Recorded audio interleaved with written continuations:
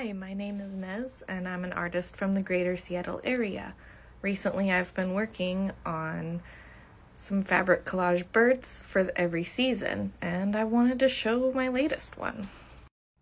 So here's fall, and here's winter, and now here's spring.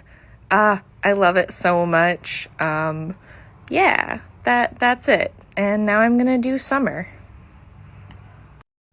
But honestly, first, I have to figure out which backing color to do next, because my friend suggested bright blue, but I already have blue, and green seems redundant as well, so maybe like yellow or floral for summer? I don't know.